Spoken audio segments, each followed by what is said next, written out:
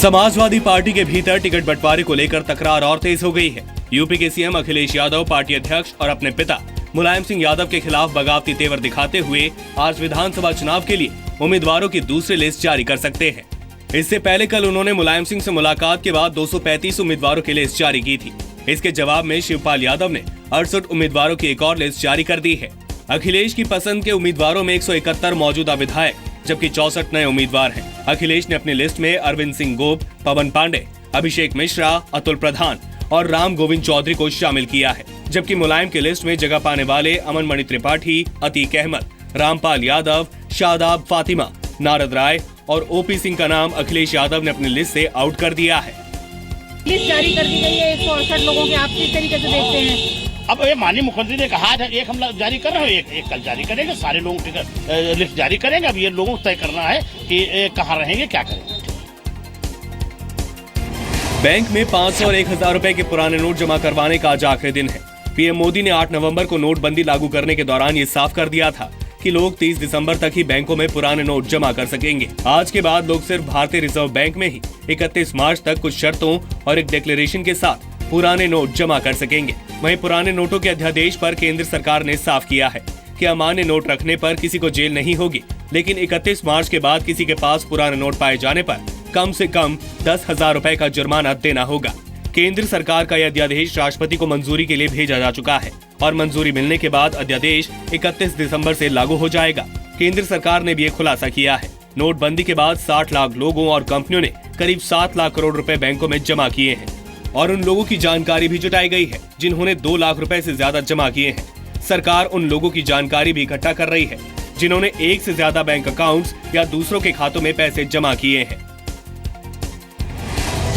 देश में cashless transaction को बढ़ावा देने के लिए प्रधानमंत्री नरेंद्र मोदी आज डिजी धन व्यापार योजना और लकी ग्राहक योजना का पहला ड्रॉ निकालेंगे। लकी ग्राहक योजना के विजेताओं का चयन रोजाना और हर हफ्ते किया जाएगा, जबकि डिजी धन व्यापार योजना में हर हफ्ते विजेताओं की घोषणा की जाएगी। ये योजना 14 अप्रैल 2017 तक ऐसे ही जारी रहेगी। इसके बाद एक मेगा ड्रॉ निकाला जाएगा और खुशकिस्मत विजेता को करोड़पति बनने का भी मौका होगा। 100 दिन चलने वाली योजना में ड्रॉ के लिए UPI, RuPay card, APS, USSD के तहत भुगतान करने वाले ही शामिल होंगे।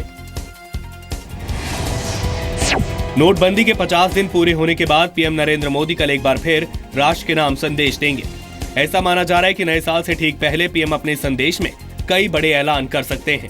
सूत्रों के मुताबिक पीएम नोटबंदी की मियाद खत्म होने के बाद का रोड मैप देश के सामने रख सकते हैं। पीएम ये जानकारी साझा कर सकते हैं कि नोटबंदी से अर्थव्यवस्था को कितना फायदा हुआ और अलग अलग कार्रवाई में कितना कालाधन जब्त हुआ।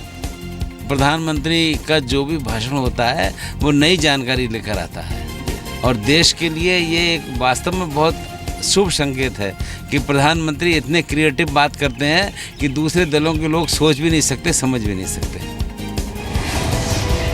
अरुणाचल प्रदेश में नया सियासी संकट पैदा हो गया है। राज्य के मुख्यमंत्री पेमा खांडू समेत 7 लोगों को पार्टी से सस्पेंड कर दिया गया है। पीपल्स पार्टी ऑफ अरुणाचल ने CM Pema Khandu, deputy CM Chowna Mein और 5 विधायकों की पार्टी से सदस्यता अस्थायी तौर पर रद्द कर दी है। पार्टी ने इन सभी पर पार्टी विरोधी गतिविधियों में शामिल होने का आरोप लगाया है। पीपीए अध्यक्ष काफा बेंगिया के मुताबिक पार्टी के संविधान और 20 दिसंबर को कार्यकारी समिति की बैठक में पारित प्रस्ताव के जरिए मिले अधिकार के तहत विधायकों को अस्थायी तौर पर प्राथमिक सदस्यता से तत्काल प्रभाव से निलंबित किया गया है।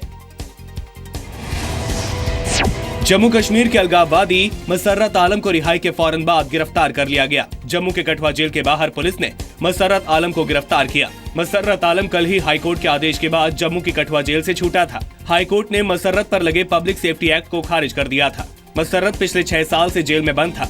2010 में कश्मीर घाटी में हिंसा के बाद मसर्रत को पीसीए के तहत गिरफ्तार किया गया था। इस हिंसा में 100 से अधिक लोगों की जान गई थी। मसर्रत आलम ने 2008 से 2010 के दौरान राष्ट्र विरोधी प्रदर्शनों को लीड किया।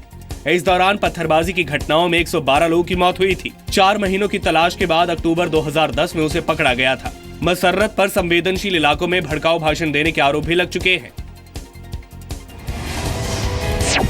आतंकी संगठन लश्कर तैयबा का कमांडर अबू दुजाना का वीडियो पहली बार सामने आया है। इस वीडियो में अबू दुजाना नीले और सफेद रंग की शर्ट में देखा जा सकता है। इस वीडियो में दुजाना अपने साथियों के साथ खाना खाता दिख रहा है। हालांकि वीडियो किस तारीख का है ये पता नहीं चल पाया है। अबू दुजाना की लंबे वक्त से तलाश है और उस पर 15 लाख रुपए का इनाम भी रखा गया है। अबू दुजाना कई आतंकी घटनाओं में शामिल रहा है। 14 दिसंबर को अनंतनाग में सुरक्षा बलों के साथ हुई मुठभेड़ के दौरान अबू दुजाना भागने में कामयाब रहा था। लश्कर कमांडर अबू कासिम के मारे जाने के बाद अबू दुजाना जम्मू कश्मीर में लश्कर का टॉप कमांडर बना था। शशिकला नटराजन जयललिता की उत्तराधिकारी बन गई हैं। AIADMK ने उन्हें पार्टी का महासचिव चुन लिया है। हालांकि पार्टी की जनरल बॉडी मीटिंग में वो खुद मौजूद नहीं थी, लिहाजा खुद CM पन्नीरसेल्वम प्रस्ताव लेकर शशिकला के घर गए। माना जा रहा है कि शशिकला 2 या 3 जनवरी को आधिकारिक तौर पर पार्टी का जिम्मा संभालेंगी। शशिकला पिछले 3 दशकों से जयललिता की सबसे भरोसेमंद सहयोगी रही। AIADMK पार्टी में अध्यक्ष का पद नहीं है। यहाँ जनरल सेक्रेटरी के रूप में जयललिता ही सर्वेसर्वा थी और उनके निधन से पद खाली पड़ा है। वहीं मद्रास हाईकोर्ट ने तमिलनाडु की पूर्व CM जयललिता की मौत की परिस्थितियों को लेकर गंभीर सवाल उठाए हैं। बढ़ते रेल हादसों पर रेल मंत्री सुरेश प्रभु ने रेलवे के सभी महाप्रबंधकों को फटकार लगाई है।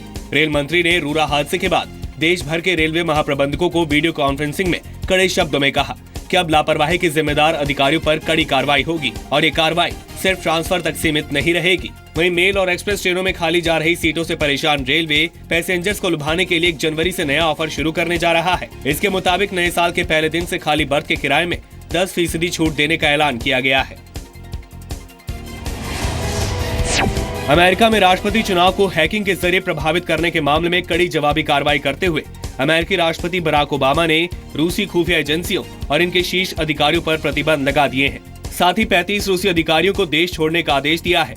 इन डिप्लोमेट्स पर अपने डिप्लोमेटिक स्टेटस के उलट काम करने की वजह से कार्रवाई की गई। ओबामा ने रूस की 2 खुफिया सेवाओं GRU और FSB के खिलाफ प्रतिबंध लगाया है। GRU का सहयोग करने वाली कंपनियों को भी प्रतिबंधित किया गया है। हालांकि रूसी अधिकारियों ने ओबामा प्रशासन के इस आरोप से इनकार किया है कि रूस की सरकार अमेरिका में राष्ट्रपति चुनाव को प्रभावित करने का प्रयास कर रही थी।